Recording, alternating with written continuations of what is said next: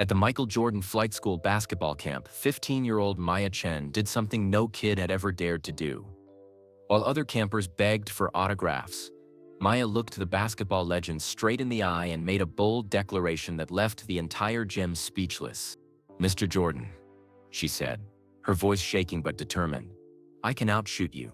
What happened next would change both their lives forever. But Maya's challenge wasn't really about basketball at all. Hidden beneath her worn sneakers and faded clothes was a secret plan 3 years in the making. A plan orchestrated by her dying father to teach his daughter what it truly means to be a champion.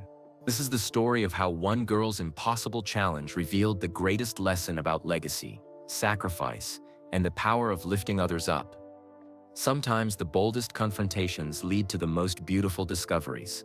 Maya Chen stepped out of her mom's beat-up Honda Civic and stared at the massive sports complex in Santa Barbara, California. The Michael Jordan Flight School sign gleamed in the summer sun like a golden promise.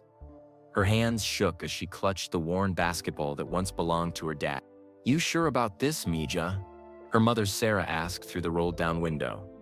Dark circles under her eyes showed the long hours she worked at the diner to pay for this camp.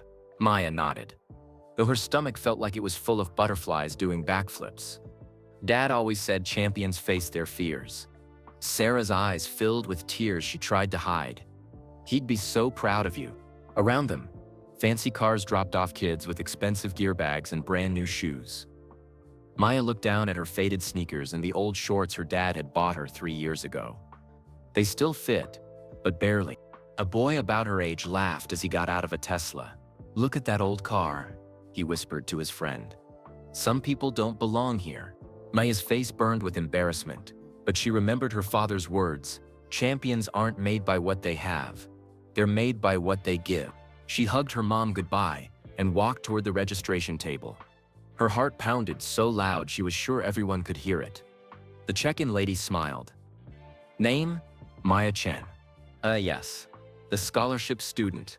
Welcome to flight school." Maya winced. Now everyone knew she couldn't pay full price. More kids stared as she got her name tag and room assignment. She wanted to run back to the car, but her dad's voice echoed in her mind. "Quitters never win, and winners never quit." The opening ceremony took place in the main gym. 200 young basketball players filled the bleachers, all hoping to learn from the greatest player who ever lived. Maya sat in the back row, trying to make herself invisible. Then he walked in. Michael Jordan looked exactly like he did on TV, but somehow bigger. Even at 56 years old, he moved like a panther. His presence filled the entire gym. Kids who had been chatting fell silent. "Welcome to flight school." Jordan's voice boomed without a microphone. "You're here because you think you want to be great. But wanting isn't enough. Greatness requires sacrifice. It requires pain. It requires doing things other people won't do." Maya hung on every word. This was the man her father had studied for hours, watching game footage and breaking down every move. "Basketball will teach you about life," Jordan continued. "It will show you who you really are when everything is on the line. Some of you will discover you're tougher than you thought. Others will learn they're not ready for the challenge. Both lessons are valuable." He paused and seemed to look directly at Maya, though she knew that was impossible from so far away. Hard work beats talent when talent doesn't work hard. Remember that. When Jordan finished speaking, kids rushed toward the front for autographs. Maya stayed in her seat, watching the chaos. Everyone wanted a piece of the legend. Slowly, the crowd thinned. Maya finally walked down the bleachers, her basketball tucked under her arm. By the time she reached Jordan, only a few kids remained. The boy from the Tesla was getting his shoes signed. "Mr. Jordan, my dad says he played against you in college. He was on the Georgetown team. Tell your father I said hello," Jordan replied politely. But Maya could see he'd heard similar stories 1,000 times. Finally, it was her turn. Jordan looked at her expectantly, pen ready to sign whatever she brought. Maya took a deep breath. This was the moment her father had prepared her for, even though she didn't know it yet. "Mr. Jordan," she said, her voice stronger than she felt, "I can outshoot you." The remaining kids stopped talking. The gym fell completely silent. Even the janitor sweeping in the corner paused to listen. Jordan raised an eyebrow. His eyes, which had been kind but distant, suddenly focused on her like laser beams. "Excuse me, young lady."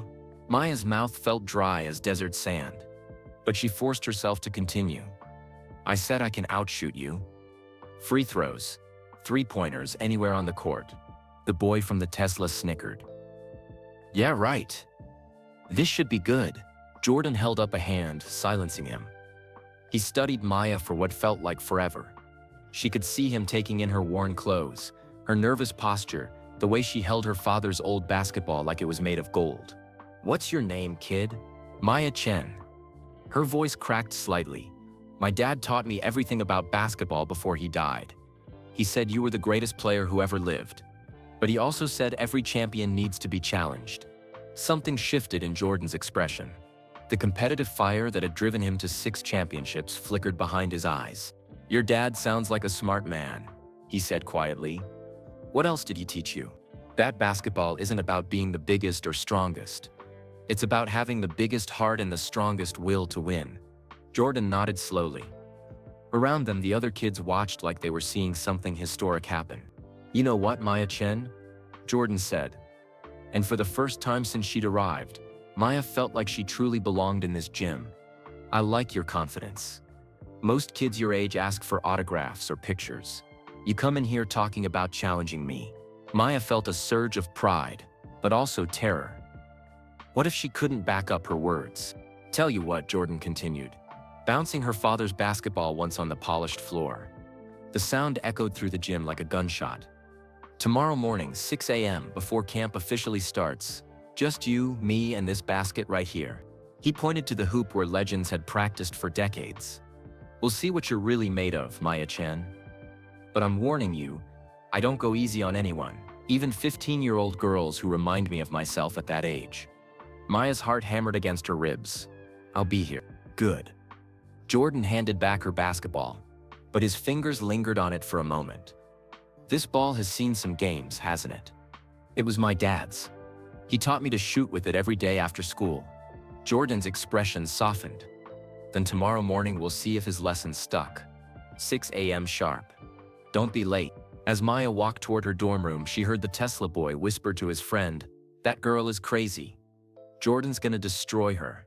Maybe he was right. Maybe she was crazy for challenging the greatest basketball player in history. But as she held her father's basketball close to her chest, Maya remembered something else he used to say. "The biggest risk in life isn't failure, Mija. It's never trying at all." Tomorrow morning, she would find out if 3 years of grief, determination, and her father's coaching had prepared her for this moment. Win or lose, she would honor his memory by giving everything she had. The confrontation was set. Now all that remained was to see if Maya Chen could back up the boldest challenge ever made at flight school. Maya couldn't sleep. She lay on the narrow dorm bed, staring at the ceiling while her roommates snored softly. The basketball sat on her desk like a silent reminder of the impossible promise she'd made. What had she been thinking? Challenging Michael Jordan, the greatest player who ever lived. She picked up the worn ball and held it close. In the darkness, memories of her father flooded back like a movie playing in her mind. David Chen had been 17 when he first touched a basketball at Lincoln High School in Los Angeles. He was small for his age, barely 5'7", but something about the game called to him. While other kids hung out after school, David stayed on the outdoor courts until the sun went down. His parents didn't understand. They had immigrated from Taiwan with dreams of their son becoming a doctor or engineer. Basketball seemed like a waste of time. "Sports don't pay the bills," his father would say in broken English. "Study harder." But David couldn't stop. He watched every Lakers game on their old TV, studying Magic Johnson's passes and Kareem Abdul-Jabbar's skyhook. He filled notebook after notebook with plays and strategies. By his senior year, David had grown to 6 feet and earned a starting spot on the varsity team. College scouts began to notice. When UCLA offered him a partial scholarship, his parents finally understood that their son had found his calling. Maya smiled in the darkness, remembering how her dad's eyes would light up when he told this story. He made college sound like the most magical place on earth. At UCLA, David wasn't a star. He was a backup point guard who practiced harder than anyone and added game film until his eyes burned. His teammates called him the Professor because he knew every play, every tendency, every weakness of their opponents. During his junior year, something amazing happened. The Chicago Bulls came to UCLA for a charity exhibition game. David had watched Michael Jordan on TV countless times, but seeing him in person was different. Jordan moved like basketball was an art form. I was so nervous I could barely dribble during warm-ups. David had told Maya, but coach put me in during the fourth quarter. Can you believe it? Me? Guarding Michael Jordan. Maya knew this story by heart, but she never got tired of hearing it. I stole the ball from him once, her father would say with pride. Just once, but for that moment, I played Jordan's game and won. After the exhibition, something unexpected happened. Jordan sought out David in the hallway. "Nice steal, kid," Jordan had said. "You play with heart." Those 5 words changed David's life. If Michael Jordan noticed him, maybe he really could make it in basketball. But during his senior year, disaster struck. David tore his ACL in the first game of the season. Back then, that injury was career-ending for most players. His NBA dreams died on that court. In Pauley Pavilion, Maya wiped away a tear, remembering how sad her father looked when he told this part. Instead of feeling sorry for himself, David decided to become a teacher and coach. "If I couldn't play basketball at the highest level," he would say, "I would teach others to reach heights I never could." He got a job coaching at Lincoln High, the same school where he'd learned to love the game. The pay was terrible, but David didn't care. He worked with kids who came from tough neighborhoods, kids who needed basketball as much as he once had. That's where he met Sarah Martinez. Maya's mother was a nurse who volunteered at the community center where David ran summer basketball camps. She would treat scraped knees and twisted ankles, always with a smile that made injured kids forget their pain. "Your father was so serious about basketball," Sarah had told Maya. But when he talked to kids, his whole face would change. He became this big kid himself. David and Sarah fell in love over shared lunch breaks and late-night conversations about helping their community. They both believed that sports could save kids from the streets, give them hope and direction. When Maya was born in 2004, David was the happiest man in Los Angeles. From the moment she could walk, he had a basketball in her tiny hands. "She's going to be special," he would tell anyone who listened. "I can see it in her eyes." David built a basketball court in their small backyard using scrap wood and an old hoop he found at a garage sale. Every day after school, Maya would find him waiting with the ball and a new lesson. But these weren't ordinary lessons. David had studied the games of every great player: Jordan, Kobe Bryant, Diana Taurasi, Sue Bird. He broke down their techniques frame by frame, then taught Maya modified versions that worked for her size and age. "Basketball is like chess," he would say as Maya practiced her shooting form. "You have to think 3 moves ahead." Maya learned to dribble with both hands by age 6. She could make free throws consistently by 8. By 10, she was beating kids 3 years older in pickup games. But David taught her more than basketball skills. He taught her about heart, determination, and never giving up when things got hard. "Champions aren't made when everything is easy," he would say during their toughest practice sessions. "They're made when everything is falling apart and they still find a way to succeed." Maya sat up in bed, the memory so vivid she could almost hear her father's voice. Then came the phone call that changed everything. Maya was 12 when her mother hung up the phone with tears streaming down her face. "What's wrong, Mom?" Maya had asked. "Your father needs to see a doctor. They found something. Pancreatic cancer. Stage 3. The doctors gave David 6 months to live. Most people would have given up, spent their final months feeling sorry for themselves. Not David Chen. "We don't have much time left together," he told Maya the night they got the diagnosis. "But I'm going to make sure you're ready for anything." David's coaching became more intense, more focused. He knew he wouldn't be there to guide Maya through high school, college, or beyond. So he tried to teach her everything in the time they had left.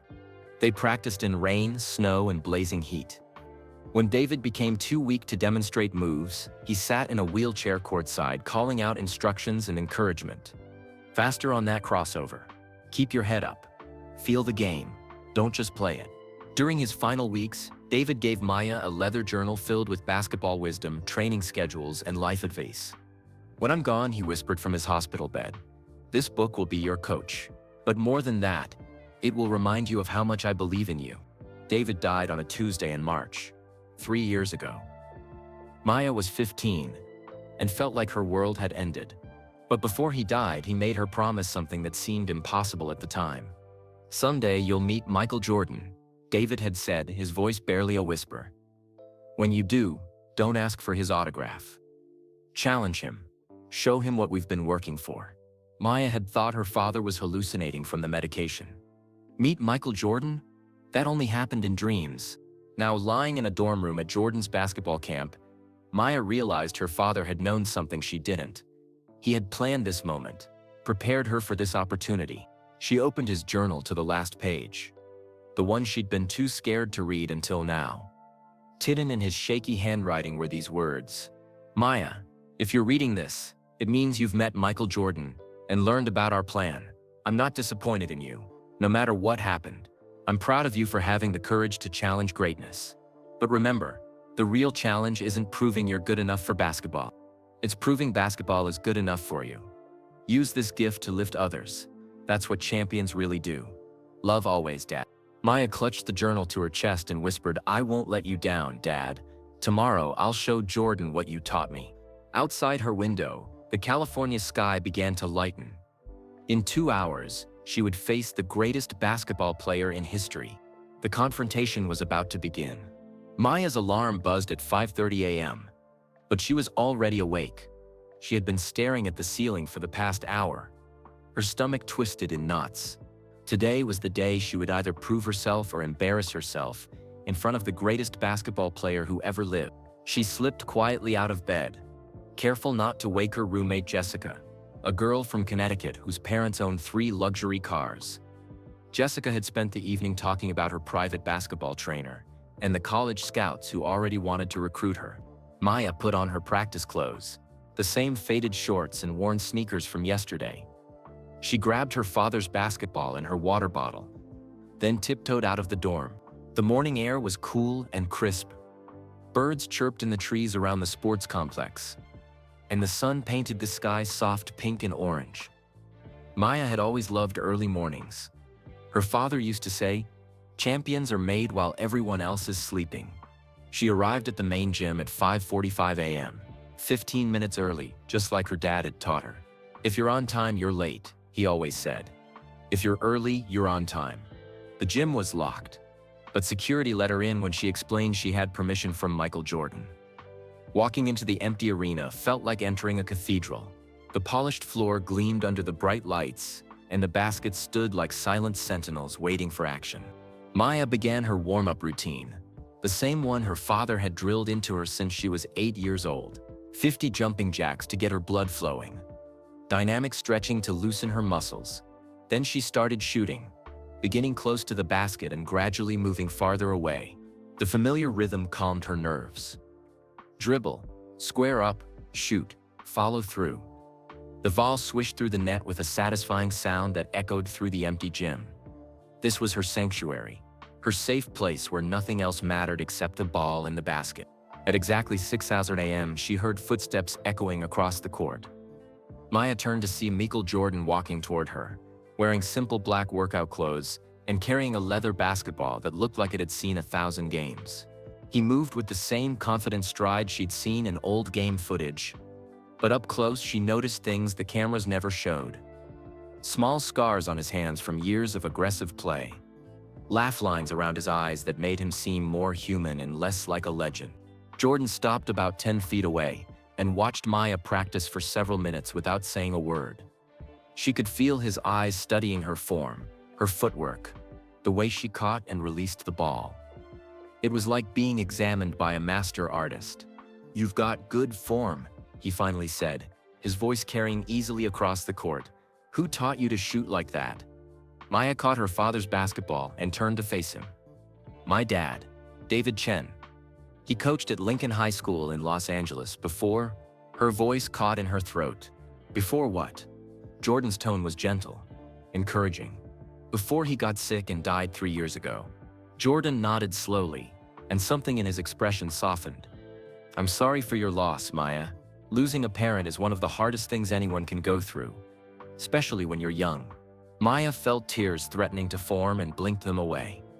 She hadn't come here to cry. She'd come here to honor her father's memory. "Thank you," she whispered. "He made me promise to challenge you if I ever met you. He said champions need to prove themselves against the best." Jordan bounced his basketball once. The sound sharp and clear in the quiet gym. "Your father sounds like he was a wise man." "What else did he teach you about basketball?" "That it's not about being the tallest or the fastest or the strongest. It's about having the biggest heart and the strongest will to never give up." A small smile played at the corners of Jordan's mouth. He was absolutely right about that. Heart beats talent every time when talent doesn't work hard enough. He paused, studying her face. "Okay, Maya Chen, let's see what you've got. We'll start simple. Free throws. Best out of 10 shots wins." They walked to the free throw line together. Maya's legs felt shaky, but she forced herself to stay calm. This was just like practicing in her backyard, she told herself. Just her, the ball, and the basket. The gym felt enormous with just the two of them in it. Maya could hear her heartbeat echoing off the walls, could smell the faint scent of floor wax and leather from Jordan's basketball. "You go first," Jordan said, bouncing the ball to her. Maya caught it, and immediately felt the weight of the moment. This was the ball that Michael Jordan had just been holding. These were the same hands that had won 6 NBA championships. She thought of her father watching from somewhere beyond, and suddenly her nerves began to settle. She bounced the ball 3 times, her father's ritual, took a deep breath, and shot. The ball arced through the air in a perfect trajectory and dropped through the net without touching the rim. "Nice shot," Jordan said, and Maya could tell he was genuinely impressed.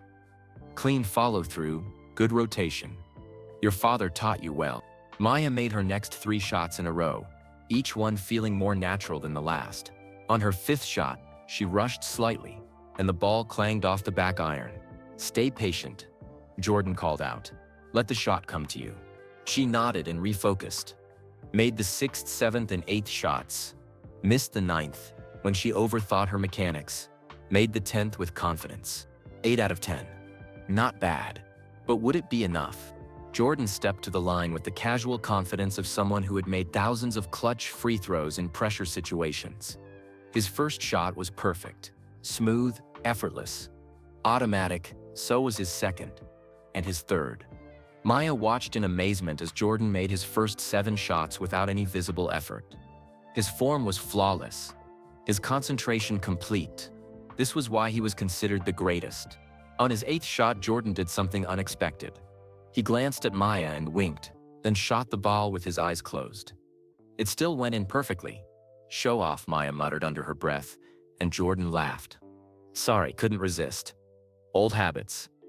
He made his 9th shot, then deliberately aimed his 10th shot slightly to the left. It hit the rim and bounced out. 9 out of 10 for Jordan. 8 out of 10 for Maya. The legend had won the first round, but barely. "Not bad for a warm-up," Jordan said, collecting the ball. "But free throws are just the beginning. Let's see how you handle some pressure." He walked to the 3-point line and turned back to face her. 3-pointers now, 5 shots each. Winner takes all. Maya felt her pulse quicken. 3-point shooting was her specialty, the skill her father had worked on with her more than any other. But shooting against Michael Jordan in an empty gym was different from practicing in her backyard. "Before we start," Jordan said, "I want you to know something. I don't go easy on anyone. Not even 15-year-old girls who remind me of myself when I was young and hungry. If you want to be treated like a champion, you have to earn it." Maya squared her shoulders and looked him directly in the eye. "I wouldn't want it any other way, Mr. Jordan. My dad didn't raise me to look for easy." Jordan smiled. The first genuine smile she'd seen from him since he arrived. "That's what I wanted to hear. Now let's see if you can back up all that confidence with performance." The real test was about to begin. Maya walked to the 3-point line, her father's basketball heavy in her hands. This was her moment. 3-point shooting was what her dad had called her superpower. Hours and hours in their backyard had been spent perfecting this skill. "You know," Jordan said, stretching his arms above his head, "when I played, the 3-pointer wasn't as big a part of the game as it is now. But I could still knock them down when I needed to." Maya tried to block out his words. She knew Jordan was testing her mentally as much as physically. Champions didn't just beat you with skill. They got inside your head. 5 shots each, Jordan continued. You can go first again if you want. No, Maya said, surprising herself with her boldness. You go first this time. I want to see what I'm up against.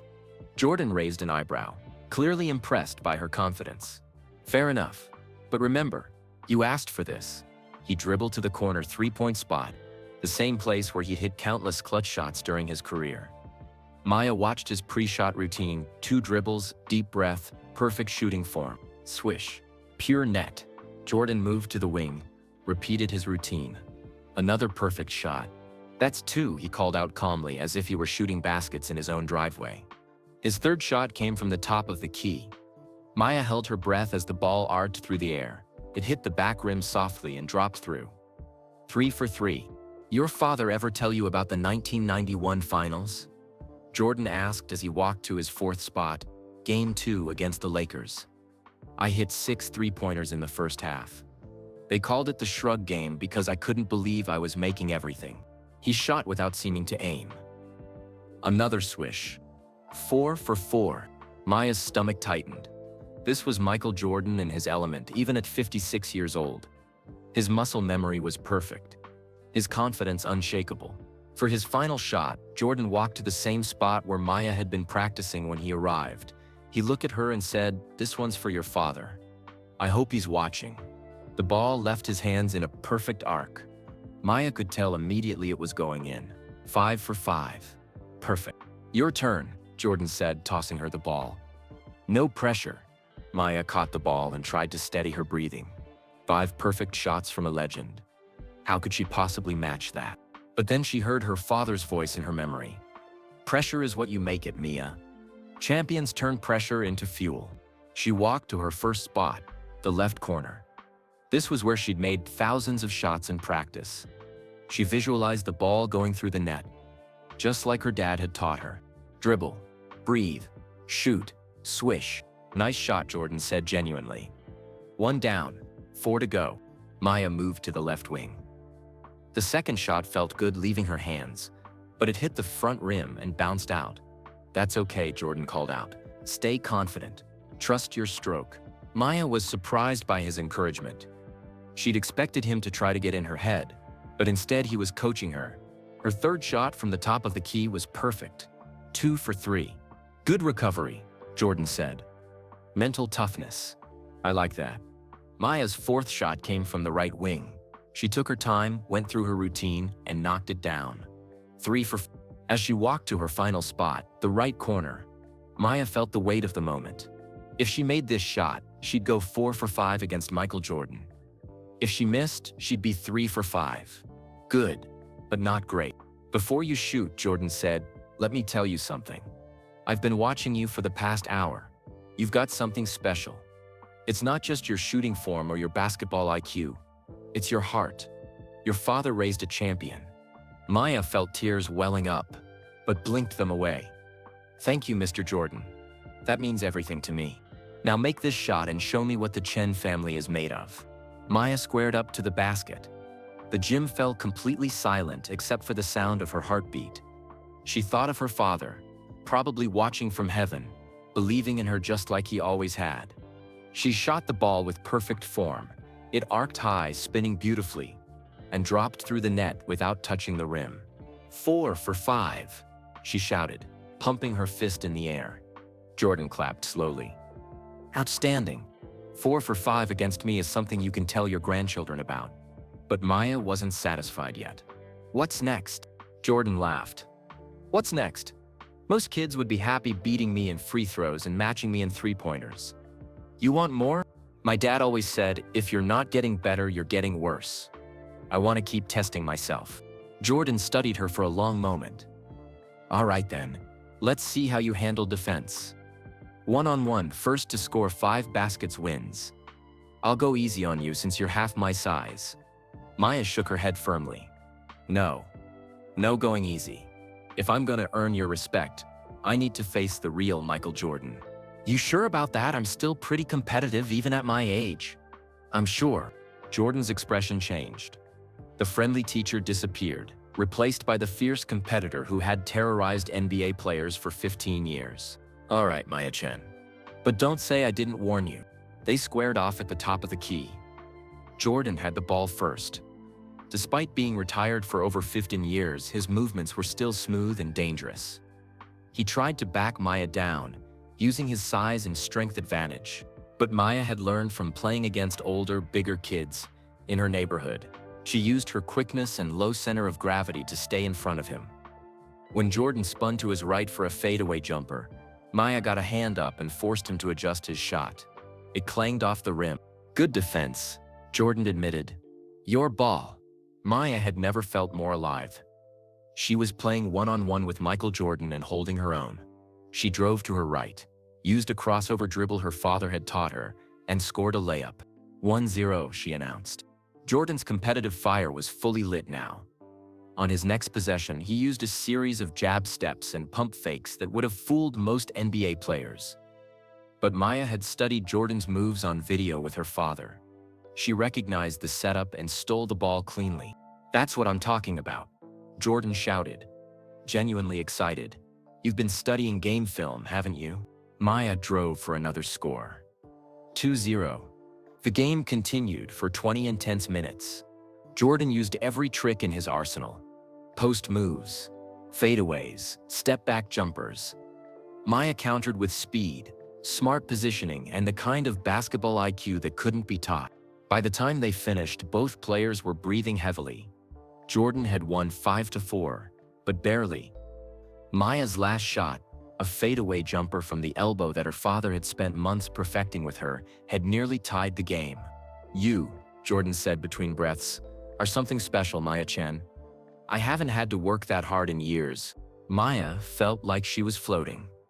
She had just gone toe-to-toe with Michael Jordan and nearly won. "There's something I need to tell you," Jordan said, his expression growing serious. "This morning wasn't really about basketball." Maya's smile faded. "What do you mean?" Jordan walked to the sideline and picked up a towel. When he turned back to face her, his eyes held a secret. "Your father and I, we knew each other. There's something you need to know about why he really wanted you to challenge me." Maya's world tilted. "You knew my dad? David Chen. UCLA basketball. We have history, you and I. And it's time you learned the truth." Maya felt like the ground was shifting beneath her feet. "You knew my dad?" Jordan motioned for her to sit on the bleachers beside him. His expression was gentle but serious, like he was about to share something that would change everything. "David Chen, UCLA basketball, class of 1991, point guard, with the biggest heart I ever saw on a college court. But you went to North Carolina," Maya said, confusion clouding her voice. "You never played at UCLA." "You're right. I didn't go to UCLA, but I played against your father. April 15th, 1991. Exhibition game between the Chicago Bulls and UCLA at Pauley Pavilion. It was a charity event to raise money for kids' basketball programs." Maya's mind raced. Her father had never mentioned playing against Michael Jordan. Why would he keep that secret? Jordan continued, his voice filled with respect. "Most college players were scared to death when they had to guard NBA stars. Not David.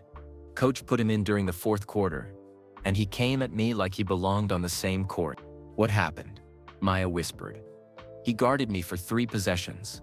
Stole the ball from me once, forced me into a bad shot another time, and made me work harder than I expected. After the game, I found him in the hallway." Jordan's eyes sparkled with the memory. "I told him he played with more heart than half the guys in the NBA. Most college kids would have asked for an autograph or a picture. You know what your father said?" Maya shook her head, hanging on every word. "He said, 'Mr. Jordan, someday I'm going to coach a player who will challenge you the way I just did. And when that happens, I hope you'll remember that champions aren't born with talent. They're made with heart." Tears began flowing down Maya's cheeks. This sounded exactly like something her father would say. "I never forgot those words." Jordan continued. "David had something special. He wasn't the tallest or fastest player on that UCLA team, but he played like his life depended on it. Why didn't he ever tell me?" Maya asked through her tears. Jordan pulled out his phone and showed her something that made her gasp. It was a text message thread dating back 3 years. The contact name read David Chen. "He did tell someone," Jordan said softly. "He told me." Maya stared at the screen in shock. The first message was from March 15, 2021, the day her father died. "Mr. Jordan, this is David Chen from UCLA 1991. I'm dying, but I have a daughter who has something special. Her name is Maya. Someday she'll find you. When she does, please help her understand that basketball is about more than winning. It's about using your gifts to lift others up.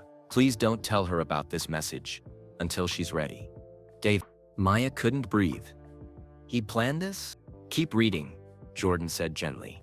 The messages continued every few months for 3 years. Updates about Maya's progress, videos of her playing basketball, copies of her report cards, even photos of her helping younger kids in the neighborhood. "Your father was fighting cancer, but he spent his time planning your future," Jordan explained.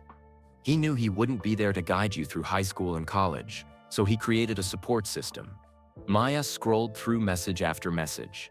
Her father had sent Jordan footage of her games, updates about their family's financial struggles, and detailed reports about her character and work ethic. One message from December 2021 read, "Maya made honor roll again and spent her winter break teaching basketball to kids at the community center. She doesn't know I'm watching, but she has the same coaching instincts I had at her age. She's going to change lives." Another from June 2022, Maya's team won the regional championship. She scored 28 points, but was more excited about her teammate Sarah getting her first scholarship offer. "That's the heart you saw in me, but stronger." "He was documenting everything," Maya whispered in amazement. "Because he loved you," Jordan said. "And because he knew that talent without guidance gets wasted. He wanted to make sure you had every advantage he never had." Jordan showed Maya more messages, including detailed scouting reports her father had written about her strengths and weaknesses. David had analyzed Maya's game like a professional scout, noting her shooting accuracy, basketball IQ, and leadership potential. "Look at this one," Jordan said, pointing to a message from January 20. "Maya asked me yesterday why I never made it to the NBA. I told her it was because of my injury, but that's only half true. The real reason is that I didn't have anyone believing in me the way I believe in her. I'm going to make sure she has every opportunity I miss. When she meets you, she'll be ready." Maya was sobbing now, overwhelmed by the depth of her father's love and planning. "There's more," Jordan said softly. "Your father didn't just plan for you to meet me. He planned for you to succeed long after that meeting." Jordan showed Maya a folder on his phone labeled Maya Chen, Future Plans. Inside were screenshots of college recruitment letters, scholarship applications already filled out, and a detailed timeline for Maya's development through high school and college. "Your father had already been in contact with coaches at 15 different universities," Jordan revealed. "He sent them your game footage and academic records. 3 schools have already offered you partial scholarships, but they're waiting until you turn 18 to make it official." Maya felt dizzy. "How is this possible?" "Your father worked 3 jobs while he was sick," Jordan explained. "Every extra dollar went into a college fund for you. But he knew it wouldn't be enough for a full ride, so he made sure college coaches knew about you early." Jordan opened another folder that showed bank statements and financial documents. "David saved $50,000 for your education over 3 years. But more importantly, he convinced me to invest in your future." Maya looked up sharply. "What do you mean?" "Jordan Brand wants to offer you a partnership," Jordan said. "Full college tuition, plus a mentorship program, plus opportunities to work with young players in underserved communities. Your father convinced me that you have something rare, not just basketball talent, but the character to use that talent responsibly." Maya's head was spinning. "This is too much. I don't understand." Jordan sat quietly for a moment, letting her process everything. Then he said, "Your father's challenge wasn't really about proving you could play basketball with me, Maya. It was about proving you had the heart to handle success the right way." "What do you mean?" "Think about it. You could have asked for my autograph or a selfie like every other kid. Instead, you challenged me to compete. You showed respect but no fear. You played hard but fair. You encouraged me when I made good shots and stayed focused when you missed.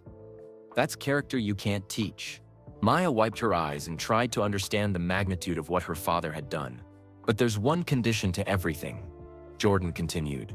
You have to finish high school with at least a 3.5 GPA, and you have to spend 10 hours every week coaching younger kids.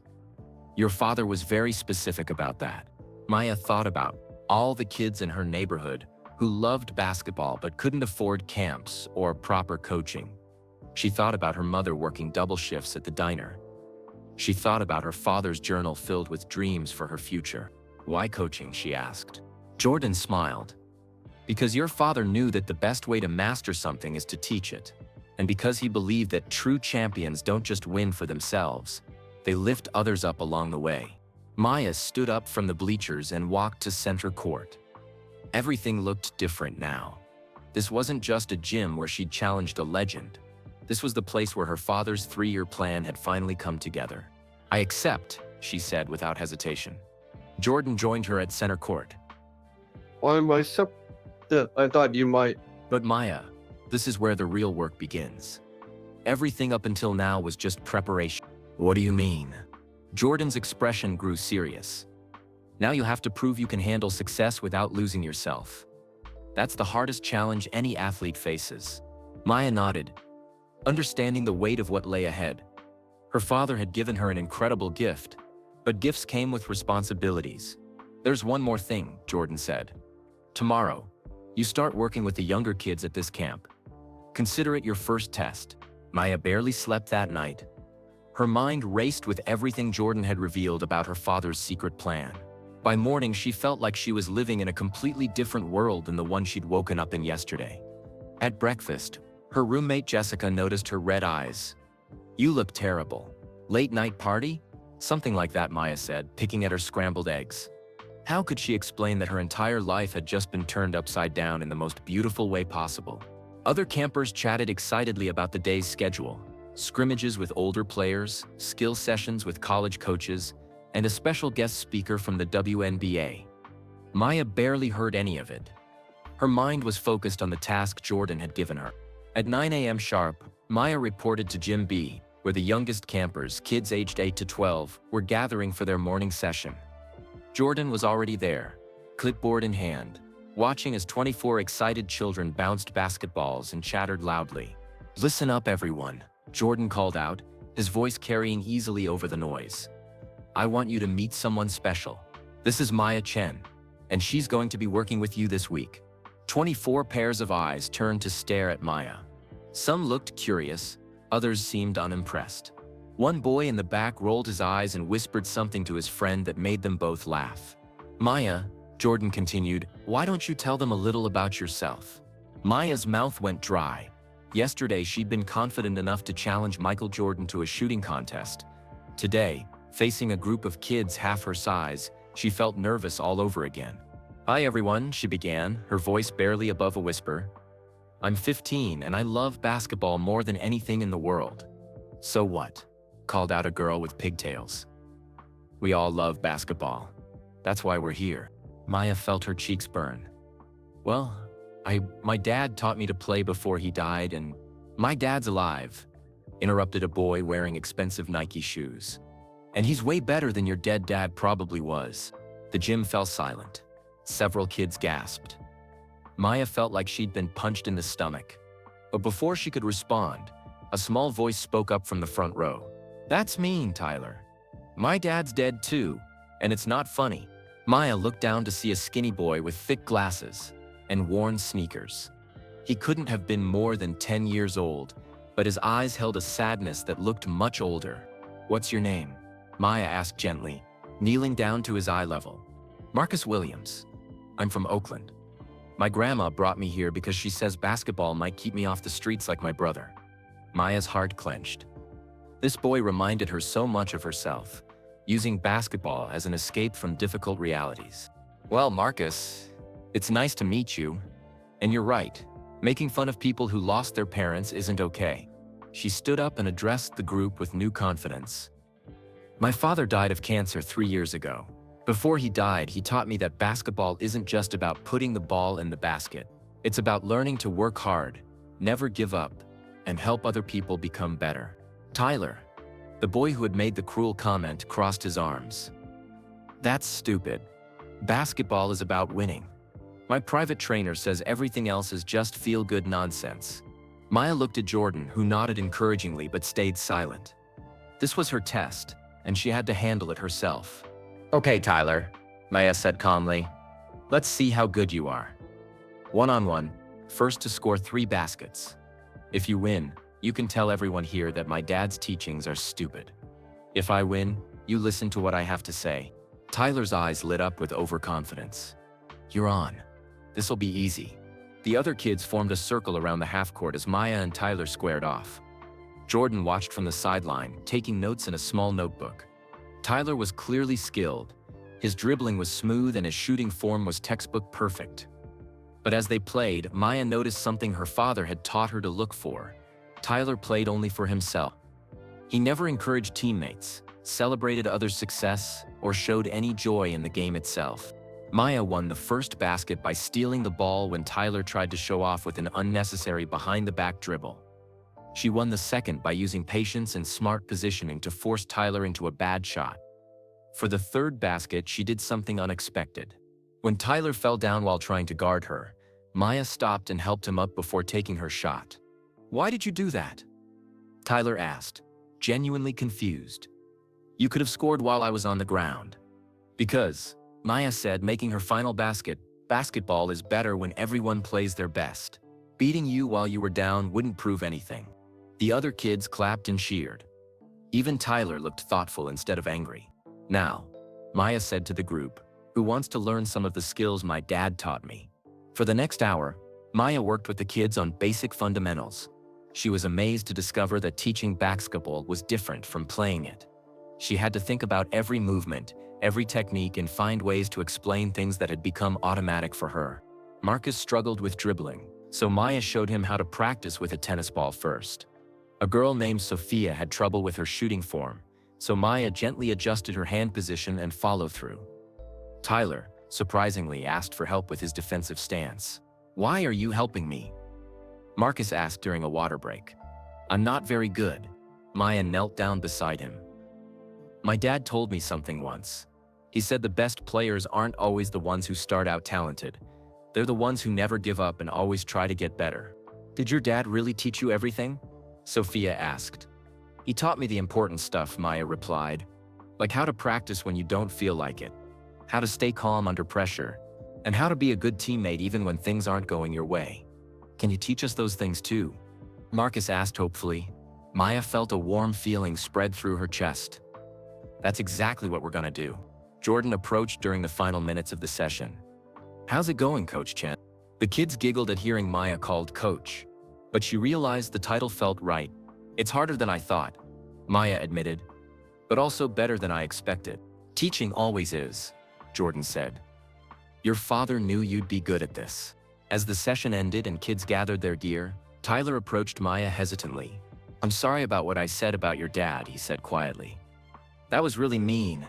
"Thank you for apologizing," Maya replied. "That takes courage." "Can I ask you something?" Tyler continued. "How do you stay happy when sad things happen?" Maya thought carefully before answering. "I remember that my dad's love didn't die when he did. Every time I help someone learn basketball, I'm keeping his teachings alive. That makes me feel close to him." Tyler nodded solemnly. "I think I understand." As the kids filed out of the gym, Marcus lingered behind. "Coach Maya," he said shyly, "will you be here tomorrow?" "I'll be here every day this week," Maya promised. "And Marcus, you did great today. Your dad would be proud." Marcus beamed and ran to catch up with his group. Jordan walked over to Maya with a smile. "Day 1, and you're already making a difference. Your father would be proud too." Maya looked around the empty gym, remembering her father's words about champions lifting others up. "This is just the beginning, isn't it?" she asked. "The real work," Jordan replied, "is just getting started." Over the next 3 days, Maya threw herself into coaching the younger kids with an intensity that surprised everyone, including herself. She arrived at the gym 30 minutes early each morning to set up drills and stayed late to clean up equipment. But the weight of her father's elaborate plan was becoming heavier each day. Every success felt like pressure to live up to his dreams. Every mistake felt like she was disappointing his memory. On Thursday morning, Maya was working with Marcus on his shooting form when she noticed something troubling. The 10-year-old boy had dark circles under his eyes and seemed distracted. "Marcus, you okay?" she asked during a water break. "My grandma couldn't pick me up yesterday," he said quietly. "I had to walk home." It took 2 hours. Maya's heart sank. Marcus lived in Oakland, nearly 3 hours away by car. "Where did you sleep last night?" "In the lounge. Security guard said I could stay if I didn't cause trouble." Maya looked around the gym and saw Jordan watching their conversation from across the court. She walked over to him with Marcus following behind. "Mr. Jordan, Marcus needs help. His transportation fell through." Jordan knelt down to Marcus's eye level. "What's going on, son?" Marcus explained that his grandmother worked 2 jobs and couldn't always make the long drive to Santa Barbara. Sometimes she sent money for a bus ticket, but not always. "This happens a lot?" Jordan asked gently. Marcus nodded, looking embarrassed. "Grandma says basketball camp is important, but rent is more important." Maya felt anger rising in her chest. Here was a kid who loved basketball as much as she did, but his family couldn't afford to support his dreams the way hers had. "We'll figure this out," Jordan promised Marcus. "Go practice your free throws. Maya and I need to talk." After Marcus walked away, Jordan turned to Maya. "What are you thinking?" "I'm thinking this isn't fair," Maya said, her voice tight with emotion. "Marcus has as much heart as any kid here, but he might have to quit because his family doesn't have money. And what do you want to do about it?" Maya took a deep breath. "I want to help him. My dad would have helped him." Jordan nodded slowly. "Your father would be proud of that instinct. But helping one kid is easy. The real question is, what about all the other kids like Marcus who aren't here?" The question hit Maya like a basketball to the stomach. For every Marcus at this expensive camp, how many kids were sitting at home, dreaming of opportunities they couldn't afford? That afternoon, Maya called her mother during lunch break. "Misha, you sound upset," Sarah said immediately. "What's wrong?" Maya told her about Marcus and the growing realization that her father's plan, while amazing, had revealed how unfair the world could be. "Your father struggled with the same feelings," Sarah said softly. "He used to come home from coaching and talk about all the talented kids who would never get chances because of money. What did he do about it? He started small, one kid at a time, just like you're doing with Marcus." After hanging up, Maya found Jordan in his office reviewing footage from the morning sessions. "I've been thinking about what you said," Maya began. "About other kids like Marcus." Jordan looked up from his computer. "And what if we created scholarships? Not just for this camp, but for kids who can't afford any basketball training." "That's a big idea, Maya. How would you fund something like that?" Maya had been thinking about this all afternoon. "What if part of my Jordan brand partnership went towards scholarships? Instead of keeping all the money for myself, we use some to help other kids." Jordan leaned back in his chair, studying her carefully. "You'd give up money you could use for your own future?" "My dad saved $50,000 while fighting cancer," Maya said firmly. "He gave up everything for my future. The least I can do is help other kids who don't have parents who can do that." Jordan was quiet for a long moment. Then he smiled. "Your father was right about you. You really do understand what being a champion means. So we can do it? Let's start with Marcus. If we can figure out how to help one kid sustainably, we can scale up from there." They worked together for the next hour, creating a plan. Jordan agreed to cover Marcus's transportation costs for the rest of the camp. Maya volunteered to work with him via video calls once camp ended, providing ongoing coaching and mentorship. But as they discussed details, Maya felt overwhelmed by the responsibility. What if she wasn't good enough to help Marcus improve? What if her coaching actually made him worse? That evening, Maya sat on her dorm room bed, staring at her father's journal. She flipped to a page she'd never noticed before, one where David had written about his own doubts as a young coach. "Some days I feel like I'm failing these kids," the entry read. "How can I teach them to believe in themselves when I'm not sure I believe in myself?" But then I remember, it's not about being perfect. It's about caring enough to try. Maya realized her father had felt the same pressure she was feeling now. The difference was that he'd kept going despite his doubts. The next morning, Maya arrived to find Marcus already in the gym, practicing free throws by himself. "You're early," she said. "Couldn't sleep." I kept thinking about what you and Mr. Jordan said yesterday. About helping with transportation? Marcus shook his head. About helping other kids too. My brother used to say basketball was just a game for rich kids. But you're different. You really care about kids like me. Maya felt tears welling up. Marcus, can I tell you something? I'm scared I'm not good enough to help you the way my dad helped me. Marcus looked surprised. But you're amazing at basketball. And you're nice to everyone, even Tyler when he was being mean. Being good at basketball and being good at teaching basketball are different things, Maya explained. I'm still learning how to be a coach. My dad used to say something before he died, Marcus said quietly. He said the best teachers are the ones who remember what it felt like to not know things. Maya stared at Marcus in amazement. This 10-year-old boy had just given her the exact wisdom she needed to hear. Your dad sounds like he was very smart. He was.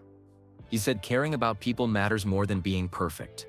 As they practiced together that morning, Maya realized something important. Her father's plan wasn't about making her perfect. It was about teaching her to care deeply and act bravely. During the lunch break, Maya made a decision that surprised everyone, including herself. She found Jordan in the dining hall and announced her choice in front of all the other coaches and older campers. Mr. Jordan, I've decided something about my future. I want to defer college for a year. The entire dining hall fell silent. Jordan raised his eyebrows. That's a big decision, Maya. Why? Because Marcus isn't the only kid who needs help. I want to spend a year creating a program for kids who can't afford basketball camps. I want to prove that my dad's teachings can reach more than just me. Jordan stood up slowly. Maya, college opportunities don't wait. If you defer, you might lose scholarships. Then I'll earn them again. My dad taught me that the most important things in life are worth taking risks for. Maya looked around the room at faces showing shock, admiration, and concern. She thought about her father watching from somewhere beyond, probably smiling at his daughter's boldness. I've made up my mind, she said firmly. I'm going to spend this year learning how to be the coach my dad was. Then I'll be ready for college. Jordan nodded slowly. If that's what you want, we'll support you. But Maya, this is going to be the hardest thing you've ever done. Maya smiled, feeling her father's strength flowing through her. Good. Dad always said champions aren't made when things are easy. The news of Maya's decision spread through the camp like wildfire. By evening, kids were whispering about the 15-year-old who had turned down college to help other children play basketball. Some thought she was crazy. You don't give up college scholarships, said Jessica, her roommate. My parents would kill me if I even thought about it. Fake. Others were inspired. Tyler, the boy who had been mean on Maya's first day, approached her after dinner. Is it true you're going to help kids like Marcus get basketball training? He asked. That's the plan, Maya replied. Tyler looked down at his expensive shoes. My parents spend thousands of dollars on my private coaching.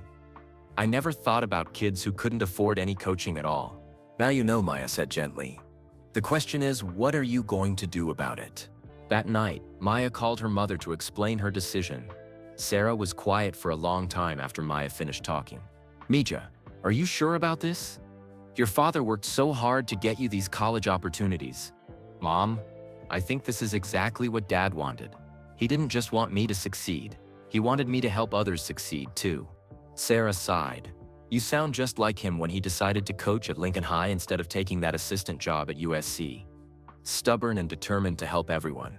Is that bad? No, baby. It's exactly why I fell in love with your father. The next morning, Jordan pulled Maya aside before the youth session began. I've been thinking about your decision all night, he said. If you're serious about this, we need to do it right. What do you mean? I mean, you can't just wing it. Creating a sustainable program takes planning, funding, and partnerships. Are you ready for that kind of work? Maya nodded firmly. Tell me what I need to learn. Jordan handed her a thick folder. These are business plans for youth programs that actually work. Study them tonight. Tomorrow we'll start building your program. Maya spent that evening in her dorm room, poring over documents about successful youth sports initiatives. She learned about budget management, volunteer recruitment, safety protocols, and community partnerships. It was harder than any homework she'd ever done, but she was fascinated by every detail. The next day was Saturday, the last day of camp. During the morning session with the younger kids, Maya announced her plans. I'm going to start a basketball program for kids who can't afford camps like this one, she told the group. It'll be free, and we'll focus on having fun while learning the game. Marcus raised his hand excitedly. Can I be in it? You'll be my first student, Maya promised. Where will you do it? Asked Sophia, the girl Maya had helped with her shooting form. Maya realized she hadn't thought about location. I'm not sure yet. Jordan stepped forward. Actually, I might have an idea about that. Maya, remember when you told me about your father coaching at Lincoln High? Yes. What if we started your program there? Full circle, you coaching where your father coached. Maya felt goosebumps cover her arms. Do you think they'd let us use their gym? Only one way to find out. Your father's old principal is still there.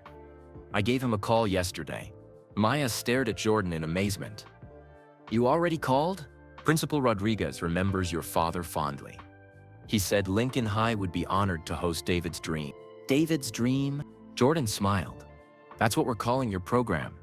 It has a nice ring to it, doesn't it? Maya felt tears of joy streaming down her face. Her father's name would live on through helping other kids chase their basketball dreams. That afternoon, Maya worked with the younger kids for the final time. She had each child write down one basketball goal and one life goal on a piece of paper.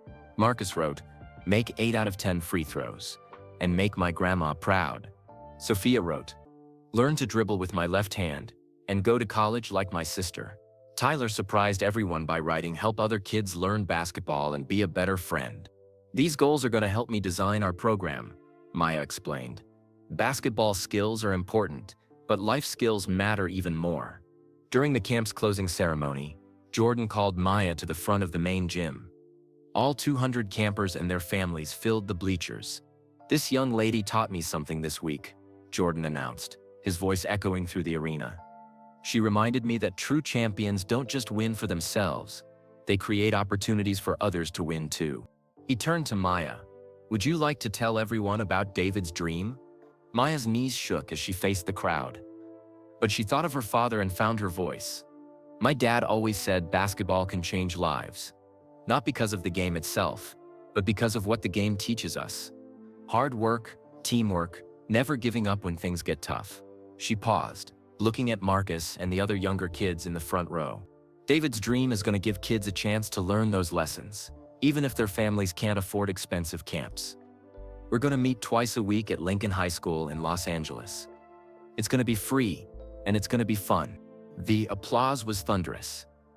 Maya saw parents wiping away tears and kids jumping out of their seats with excitement. After the ceremony, something unexpected happened. Tyler's parents approached Maya with a proposition. "Our son told us about your program," Tyler's mother said. "We'd like to make a donation to help it get started." "That's very generous," Maya replied. "But you don't have to." "Yes, we do," Tyler's father interrupted. "Tyler learned more about character this week than he has in 3 years of private coaching. We want to support what you're doing." Other families began approaching Maya with similar offers. By the end of the evening, she had commitments for $15,000 in donations and a dozen parent volunteers. Jordan watched the scene unfold with a proud smile. "Your father's legacy is already growing," he told Maya. As families began loading buses and cars to head home, Marcus approached Maya one last time. "Coach Maya, thank you for believing in me," he said shyly. Maya knelt down and hugged him. "Thank you for reminding me what's really important. Will I really see you again? Every Tuesday and Thursday at 4 p.m. starting next month." "I promise." Marcus beamed and ran to catch up with his grandmother. That night, Maya sat in her empty dorm room, packing her belongings. Her father's basketball sat on the desk, worn leather gleaming under the fluorescent lights. She picked up her phone and called her mother. "Mom, I'm coming home tomorrow, and I have so much to tell you about what we're going to do." Maya smiled, looking at her father's basketball. "Me, you, Dad's memory, and about 50 kids who are going to learn that basketball can change their lives. I can't wait to hear everything, Mija. Your father would be so proud." As Maya packed the last of her things, she realized that challenging Michael Jordan had been the easy part.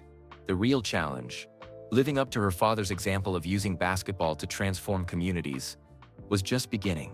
But for the first time since her father died, Maya felt truly ready for what came next. She had found her calling, And it was bigger than any individual success she could achieve. She was going to be exactly what her father had been, a champion who lifted others up. The real work was about to begin.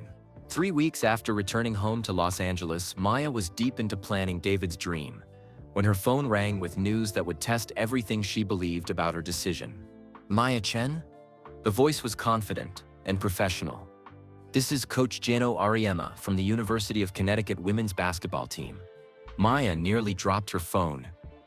UConn was the most successful women's basketball program in history. Getting a call from Coach Ariema was like receiving a message from basketball royalty. I've been following your story, Ariema continued. Michael Jordan sent me footage of you playing at his camp. I'm calling to offer you a full scholarship to UConn.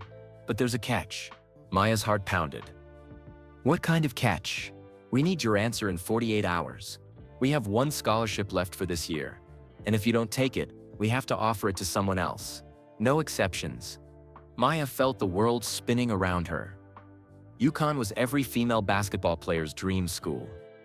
11 national championships. Legendary coach. A pipeline to the WNBA. Can I think about it, she asked weakly. Of course. But Maya, opportunities like this don't come along often. I'm offering you a chance to play at the highest level of college basketball. That's what your father wanted for you, isn't it? After hanging up, Maya sat in stunned silence in her family's small living room. David's dream was supposed to launch in 2 weeks. She had 30 kids registered, volunteers lined up, and equipment donations already arriving. How could she abandon everything now? Her mother found her an hour later, still staring at the phone. What's wrong, Mija? You look like you've seen a ghost. Maya explained about Coach Ariema's call.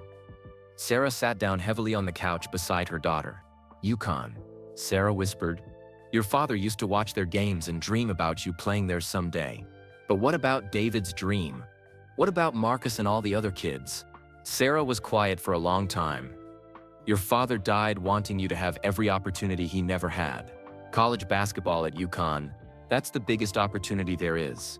That evening, Maya drove to Lincoln High School and sat in the empty gym where her father had coached for 10 years. The space felt haunted by memories of all the kids he had helped, all the lives he had changed. Her phone buzzed with text messages from the kids signed up for David's dream. Marcus, Coach Maya, only 12 more days. I've been practicing free throws every day. Sophia, my mom bought me new shoes for the program. I can't wait. Tyler, been working on my left hand dribbling. Want to help teach the younger kids when the program starts. Each message felt like a weight on Maya's chest. These kids were counting on her. How could she let them down? But then she thought about her mother working double shifts at the diner, about their tiny apartment with its leaky roof, about all the financial struggles her family had endured. A UConn scholarship could change everything. Maya called Jordan, hoping he could help her think through the decision. It's a tough situation, Jordan admitted. UConn is an incredible opportunity. But Maya, let me ask you something. What would make your father prouder? You becoming a star at UConn, or you keeping the promise you made to these kids? I don't know, Maya said honestly. Maybe both? Maybe. But you can only choose one right now. The question is, who are you when no one is watching? What matters most to your heart? After hanging up with Jordan, Maya made an unexpected decision. She drove to the cemetery where her father was buried. Standing in front of his headstone, Maya spoke aloud for the first time since his funeral. Dad, I need your help. I don't know what to do. UConn could give me everything you wanted for me. But these kids, they need what you gave me. The wind rustled through the trees, but her father didn't answer. Maya realized that was the point. She had to make this choice herself. The next morning brought more pressure. Principal Rodriguez called to say that several local newspapers wanted to interview Maya about David's dream. The community was excited about the program, and expectations were building. The kids are already talking about it in the hallways, he said. Some of them have never had anyone believe in them before. You're giving them hope. An hour later, Maya's phone rang again. This time it was Coach Ariema. Maya, I've been thinking about our conversation yesterday. I know you're torn between UConn and your community program. What if I told you there might be a way to do both? Maya's pulse quickened. What do you mean? UConn has a strong community outreach component. You could study sports psychology, play basketball for us, and create a satellite version of your program here in Connecticut. We could even get our players involved as volunteers. The offer was tempting, but Maya sensed there was more to it. What's the catch this time? You'd have to start immediately. Today, we'd need you on campus for fall semester orientation, which begins Monday. That means leaving Los Angeles right now. Maya felt trapped. What about the kids who are expecting the program to start in 2 weeks? You could find someone else to run it, or postpone it until next summer when you come home. But Maya knew that postponing meant canceling. Some of these kids, like Marcus, might not have next summer. Their families could move, circumstances could change, opportunities could disappear. Coach Ariema, can I call you back in 2 hours? Maya, I need an answer today. If you can't commit, I have to offer the scholarship to someone else. After hanging up, Maya sat in her backyard where her father had built their basketball court. The hoop he'd constructed from scrap materials still stood, slightly crooked but sturdy. She picked up her father's old basketball and started shooting, letting the familiar rhythm calm her racing thoughts. As she practiced, Maya remembered something her father had written in his journal. Champions aren't just people who win games. Champions are people who make choices based on their values, even when those choices are hard. Maya realized that her father had faced a similar choice when he decided to coach at Lincoln High instead of pursuing college coaching opportunities. He had chosen community over personal advancement. But was that the right choice for her? As the afternoon sun began to set, Maya made her decision. She called Coach Uriema with an answer that would determine the entire direction of her life. Coach, thank you for the incredible opportunity, but...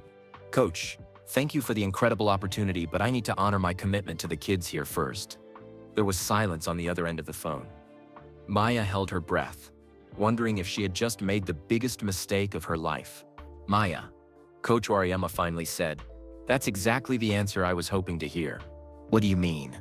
I've been coaching for 30 years. I can teach players to shoot, dribble, and run plays. But I can't teach character. You just showed me you have something that can't be coached. Maya felt confused. So, the scholarship is gone? Actually, I have a better idea. What if you could do both? Really do both, not the rushed version I offered yesterday. I don't understand. Coach Oriema's voice became excited. What if you took a gap year to run your program, then came to UConn next fall? We'll hold your scholarship. In the meantime, you could visit our campus, work with our community outreach program, and prepare for college basketball at the highest level. Maya's heart raced. You would really do that? Maya, after talking to Michael Jordan and seeing how you handled this decision, I know you're the kind of player we want at UConn. The scholarship will be waiting for you when you're ready. After hanging up, Maya ran inside to tell her mother the news. Sarah burst into tears of joy and hugged her daughter tight. Your father would be so proud, she whispered. You found a way to honor his dreams and your own values. That evening, Maya called all the kids registered for David's Dream to share the good news. The program would start as planned in 10 days, and Maya would be their coach for the entire year. Marcus was so excited he could barely speak. You mean you're really staying? You're not going to college? I'm going to college next year, Maya explained.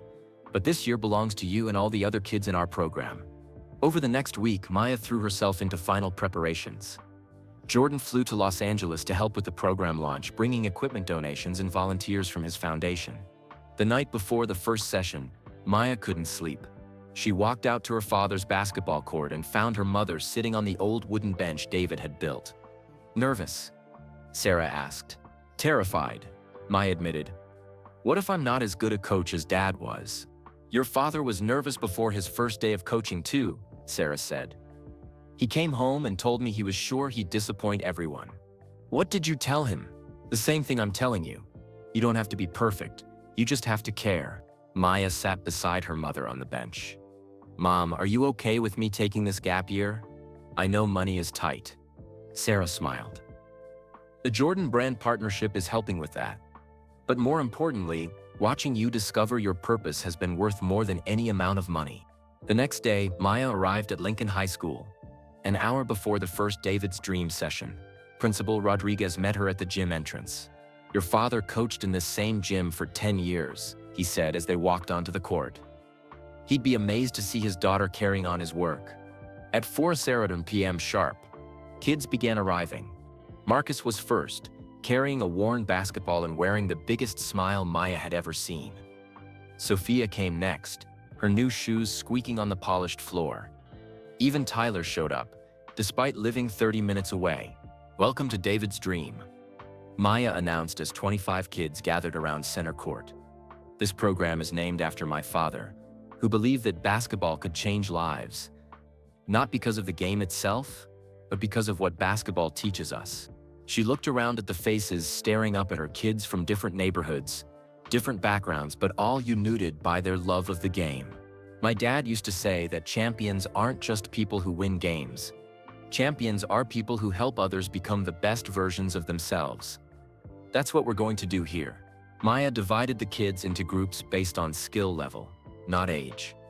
Marcus, despite being the youngest, showed impressive improvement from their work at camp. Sophia's shooting form was nearly perfect now. Tyler had transformed into a natural leader, helping younger kids with their fundamentals. But the real magic happened during the life skills portion of each session. Maya had created a curriculum that used basketball metaphors to teach about goal setting, teamwork, and perseverance. "When you miss a shot, what do?" Maya asked during their first discussion circle. "Try again," the kids called out. "Exactly, and when life gets hard, what do? Try again. That's the David's Dream way. We never give up on ourselves or each other." After the session ended, Maya was cleaning up equipment when Jordan approached her. "How did it feel?" he asked. "Like coming home," Maya replied. "Like this is exactly what I'm supposed to be doing. Your father would agree. I got a call from Coach Ariyama today.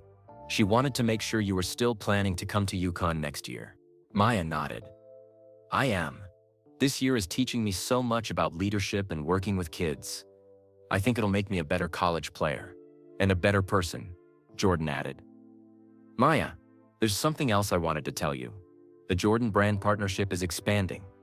We want to create David's Dream programs in 5 other cities. Would you be interested in helping design the curriculum?" Maya's eyes widened. "You mean this could help kids everywhere? Your father's vision could reach thousands of kids. But only if you're ready for that responsibility." Maya looked around the gym where her father had spent so many years changing lives one child at a time. Now she had the chance to multiply that impact across the country. "I'm ready," she said confidently. "Dad always said if you're not growing, you're dying. Let's grow this thing." Over the following weeks, David's Dream became the talk of the community. Local news stations covered the program. College coaches visited to see what Maya was building. Parents volunteered their time and skills. But the real measure of success came from the kids themselves. Marcus made the honor roll at school for the first time. Sophia joined her middle school basketball team and became a starter. Tyler began mentoring younger kids in his own neighborhood. One evening, as Maya was locking up the gym after practice, she found a note that had been slipped under her car windshield. "Coach Maya," it read in Marcus's careful handwriting, "thank you for keeping your promise. You're teaching me that dreams don't have to die when people die. They can live on through other people who care. Your dad's dream is alive in all of us now." Maya sat in her car and cried, not from sadness, but from overwhelming gratitude. She had found her calling, honored her father's memory, and proven that sometimes the best way to chase your dreams is to help others chase theirs first. The gap year that had seemed like a sacrifice was turning into the most important year of her life. And the best part was, it was only the beginning. 1 year later, Maya stood in her dorm room at the University of Connecticut, unpacking the same basketball that had started everything. Her father's worn leather ball that had challenged Michael Jordan. The gap year had transformed both Maya and David's Dream in ways she never expected. The program now served 150 kids across 6 cities. Maya had been featured in Sports Illustrated as the teen who chose community over college. College coaches from across the country had visited her program, impressed by her leadership and vision.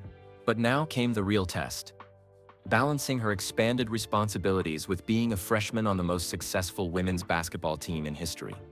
"You must be Maya," said her roommate, a tall girl from Minnesota named Emma Rodriguez. "I'm your point guard. Coach Ariyama told us all about your program." Maya felt a knot in her stomach. "What did he say?" Emma smiled. that you're either going to be our most focused teammate or our most distracted one. The team's been debating which one all summer. Maya's first practice was a reality check. UConn basketball was faster, more physical, and more demanding than anything she'd experienced. Players who had been high school superstars were fighting for minutes on the bench. During shooting drills, Maya held her own.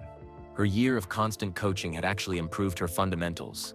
But during scrimmages, she struggled with the pace and complexity of college-level plays. "Chen," Coach Oriema's voice boomed across the court.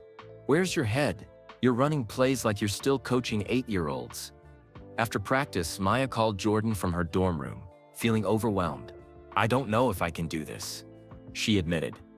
"The basketball is so much harder than I expected, and I'm trying to manage David's dream from Connecticut.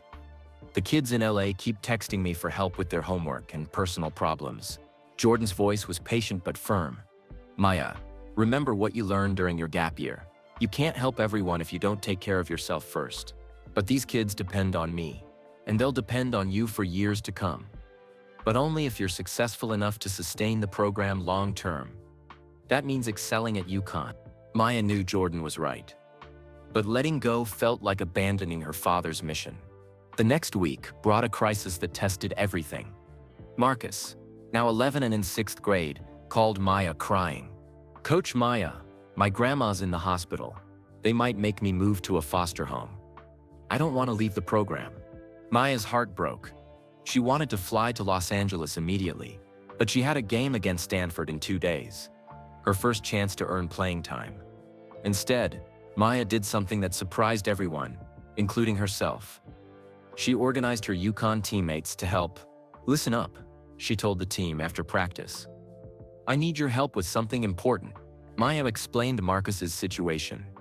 She asked if any teammates wanted to help her create care packages and video messages for all the David's Dream kids who were facing tough situations.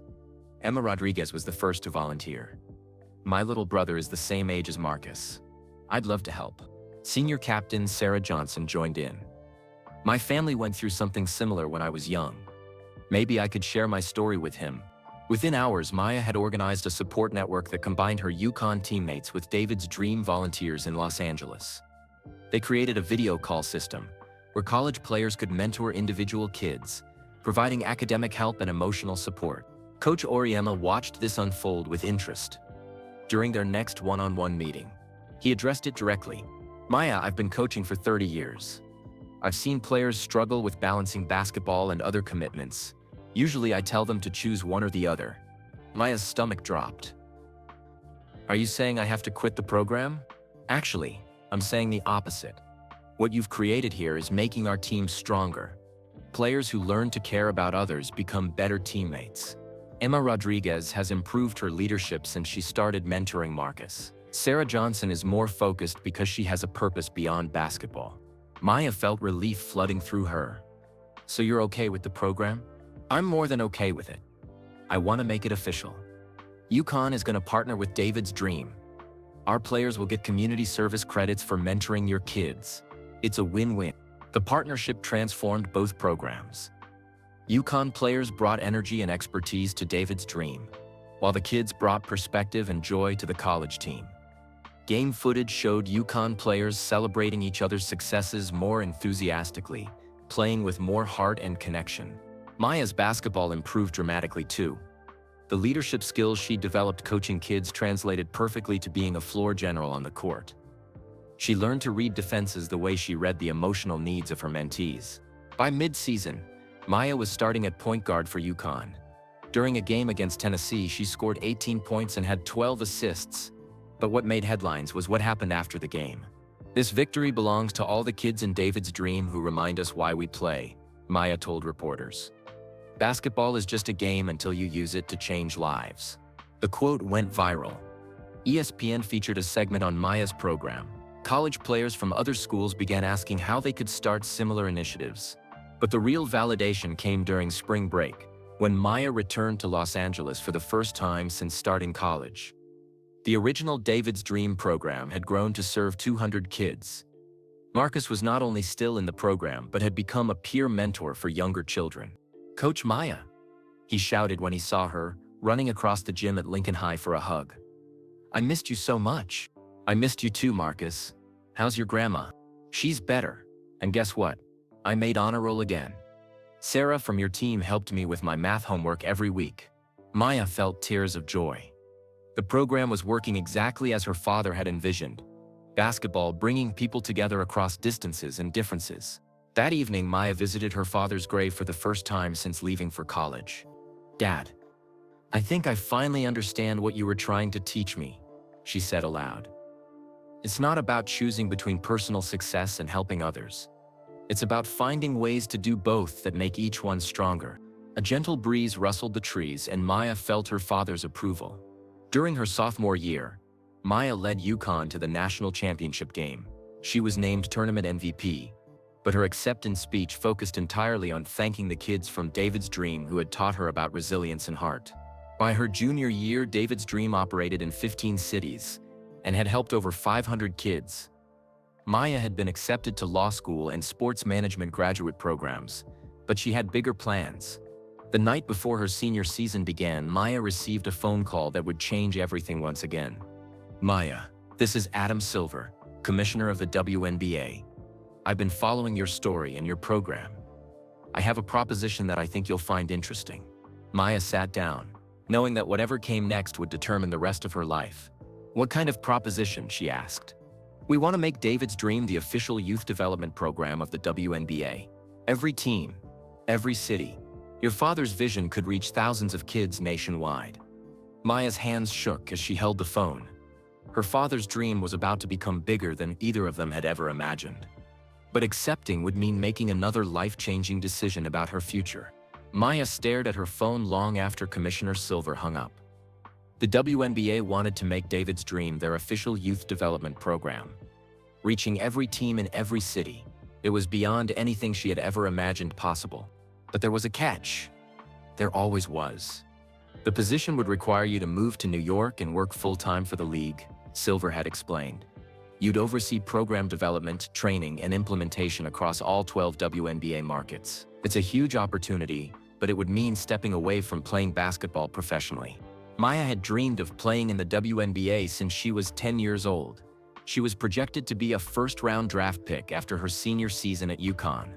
Scouts called her the complete package, skilled, smart, and a natural leader. Now she faced the same impossible choice her father had confronted decades earlier. Personal athletic dreams versus community impact. The next morning, Maya called an emergency video conference with her core team, Jordan, her mother Sarah, Coach Ariema, and Marcus, who is now 13 and served as the student representative for David's Dream. I need your honest opinions, Maya began. This WNBA opportunity could help millions of kids, but it means giving up my own playing career. Jordan spoke first. Maya, you've already proven you can play at the highest level.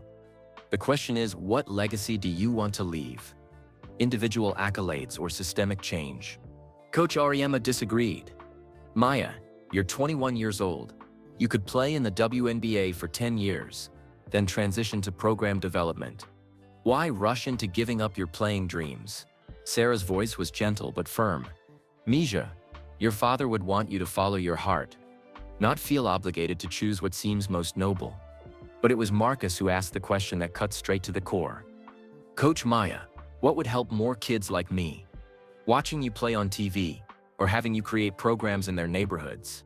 That evening, Maya walked alone around the UConn campus, thinking about everything that had led to this moment.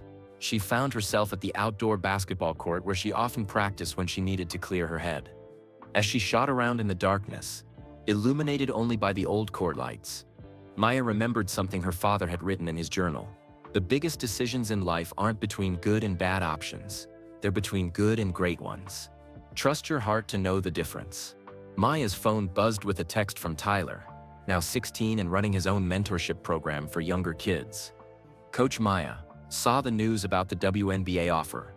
Whatever you decide, you've already changed my life.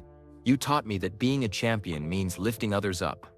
Now I'm teaching that to kids in my neighborhood. Your dad's dream is already living through all of us. Reading Tyler's message, Maya realized something profound. David's dream was no longer dependent on her day-to-day involvement. She had built something sustainable, something that would continue growing with or without her constant presence. But the WNBA opportunity could multiply that impact exponentially. Maya called Commissioner Silver the next morning. "Mr. Silver, I have some questions about the position." "Of course. What can I clarify?" "Would I be able to still play basketball at some level? Maybe in exhibition games or charity events?" "Absolutely. In fact, we'd want you to remain visible as both a former player and program director. It would give you credibility with the kids." Maya took a deep breath.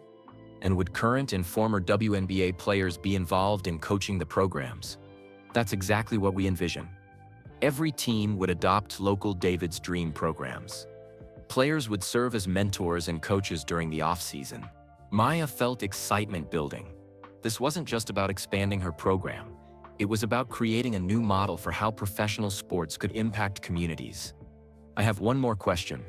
Could we also partner with NBA teams and players?" "Basketball is basketball, regardless of gender." Silver paused, clearly intrigued.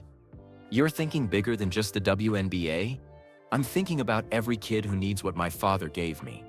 The belief that they matter, that they can succeed, and that champions help others become champions too." "Maya, if you accept this position, I have no doubt you'll revolutionize youth sports development in America." That weekend, Maya made her decision. But first, she wanted to do something special. She organized a surprise video call with kids from all 15 David's Dream locations. Marcus helped coordinate from Los Angeles, while UConn teammates helped set up the technology in Connecticut. When 2,000 kids appeared on screen from gyms across the country, Maya felt overwhelmed by how far they'd all come together. "I have some news to share with you," Maya began. "The WNBA has offered me a job that would let us bring David's Dream to every city with a professional women's basketball team." The kids erupted in cheers, but Maya held up her hand. "But taking this job means I won't play professional basketball. I want to know what you think I should do." A 12-year-old girl from Chicago raised her hand. "Coach Maya, would this help more kids like us?" "Yes, it would help thousands more kids." A boy from Atlanta spoke up. "Then you should do it. You taught us that champions make sacrifices for their team. All the kids who need programs like this, they're your team too." Maya felt tears streaming down her face. These children, many of whom had faced poverty, family struggles, and limited opportunities, were encouraging her to think beyond herself. Marcus appeared on screen from Los Angeles. "Coach Maya, my grandma always says that when God gives you gifts, you're supposed to use them to help other people. You have a gift for helping kids believe in themselves. This job would let you use that gift to help way more kids." That evening, Maya called Commissioner Silver with her answer. "Mr. Silver, I accept the position, but I have some conditions." "I'm listening." "First, we incorporate academic support and life skills training into every program, not just basketball. Second, we partner with both NBA and WNBA teams to maximize impact. Third, we create pathways for program graduates to become coaches and mentors themselves." Agreed on all counts. "Maya, welcome to the WNBA family. You're about to change the landscape of youth sports in America." After hanging up, Maya sat in her dorm room, holding her father's basketball. Tomorrow, she would call a press conference to announce her decision. Sports media would debate whether she was making a mistake, giving up millions in potential earnings to run youth programs. But Maya knew the truth. She wasn't giving up her dreams. She was expanding them to include thousands of other dreamers. Her phone rang. It was Jordan. "I heard the news," he said. "Your father would be incredibly proud. You've taken his vision and made it bigger than he ever imagined. Do you think I'm making the right choice?" Jordan was quiet for a moment. "Maya, when I retired from basketball, people said I was crazy to risk my legacy trying to play baseball. But I learned something important. Legacy isn't about what you accomplish for yourself. It's about what you make possible for others." Maya smiled, feeling peace settle over her. "Then I guess we're about to find out what kind of legacy I can build." The next morning, Maya woke up knowing that everything was about to change again. But this time, she wasn't nervous. She was excited. Her father had taught her that champions are made in moments of pressure and difficult choices. Today, she would announce the biggest choice of her life, one that would determine how many young people would have the chance to discover their own championship potential. The real test wasn't whether she could succeed in the WNBA as a player. The real test was whether she could use the platform to create champions in every community across America. Maya Chen was ready for that challenge. A 15-year-old girl who challenged Michael Jordan and discovered that true champions don't just win for themselves, they create opportunities for others to win too. Maya's father's secret plan taught her that the greatest victories happen when we lift others up along the way. We'd love to know where you're listening from. Drop a comment below and tell us your city or country. If this story inspired you, please hit that like button and subscribe to our channel for more amazing stories like this one. We share tales of courage, determination, and the power of never giving up on your dreams. Don't forget to share this video with your friends and family. Stories like Maya's remind us that kindness, hard work, and believing in others can change the world, one person at a time. Thank you for listening. And remember, champions aren't just made by what they achieve, but by how many others they help achieve greatness too. See you in the next story.